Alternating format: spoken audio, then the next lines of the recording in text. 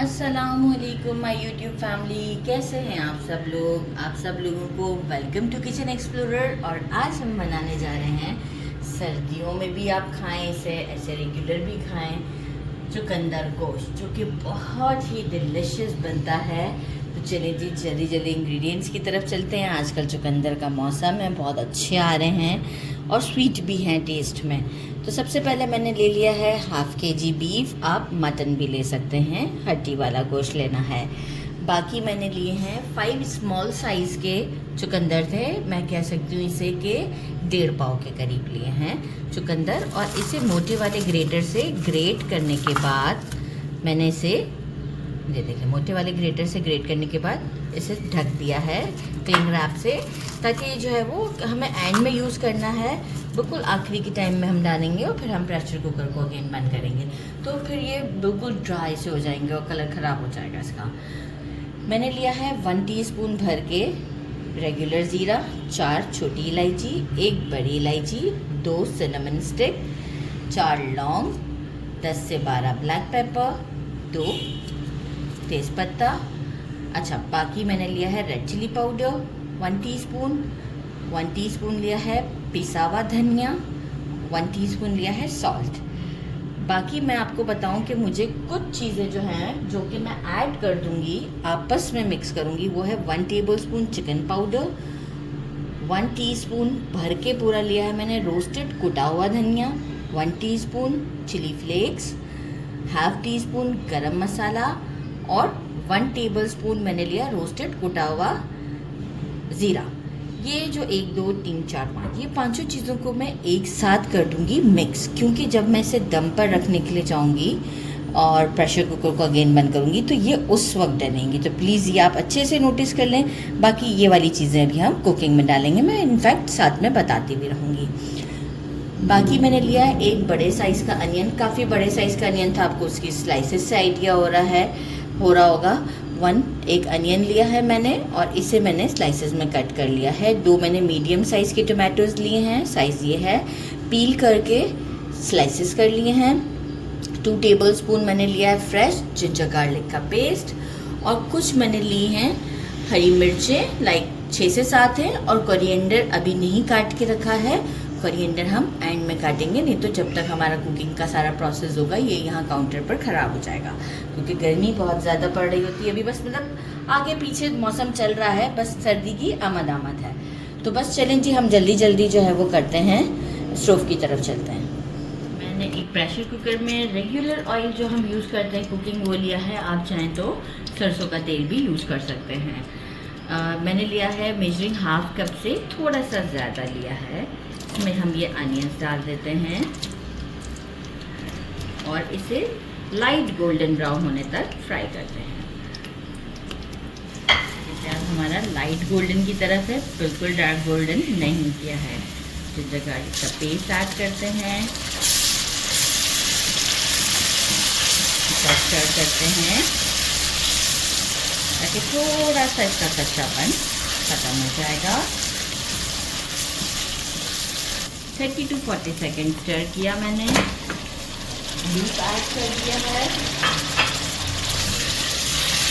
Beef को थोड़ा सा हम, ताकि कोई स्मेल सी हो तो वो ख़त्म हो जाए। बहुत ज़्यादा नहीं करेंगे, क्योंकि हम वैसे भी बाद में भी भुनाई करेंगे इसकी। तो अभी जस्ट 1 मिनट के लिए ही हम इस तरह करते हैं, थोड़ा सा वाइट हो जाएगा तो बेटर रहेगा। सारे स्पाइसेस डालते हैं, तेज़पत्ता, ब्लैक पेपर, लौंग, दालचीनी, बड़ी इलायची, छोटी इलायची, इसलिए बता दूँ कि हमें जो रोकना था, साबुत ज़ीरा, सॉल्ट, धनिया powder and red chilli powder, ये सब हमने डाल दिए। यही जो 5 मसाले बताए थे ये बचा दिए हैं।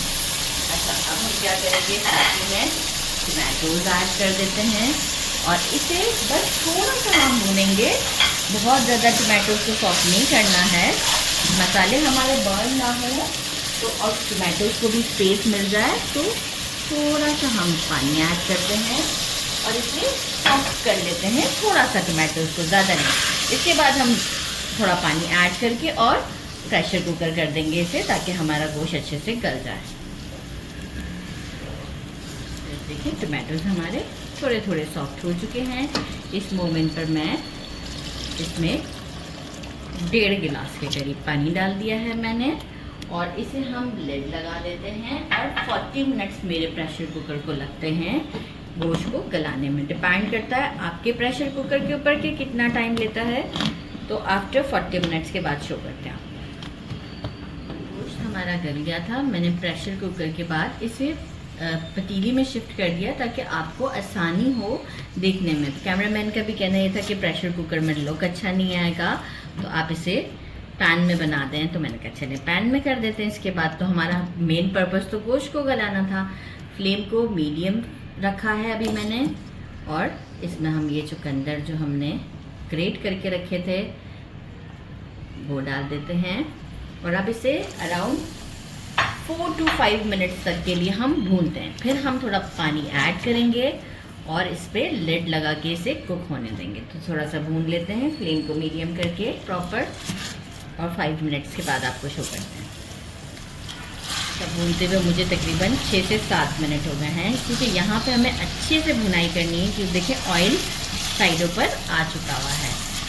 बहुत अच्छी सी भुनाई कर ली है मैंने, आपको आइडिया भी हो रहा होगा। चुकंदर की लुक भी चेंज हो गई है।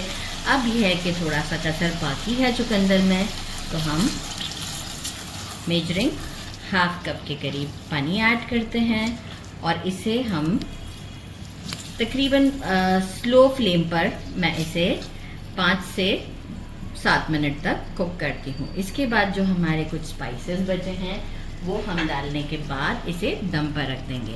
तो मिलते हैं आफ्टर 7 मिनट।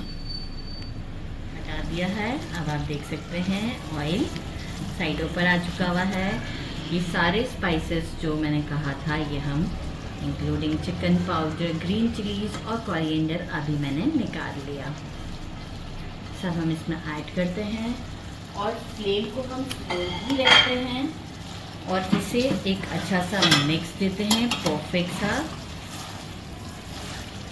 ताकि सारे मसाले अच्छे से कंबाइन हो जाएं। सॉल्ट अपने हिसाब से इसी मोमेंट पे चेक करना है।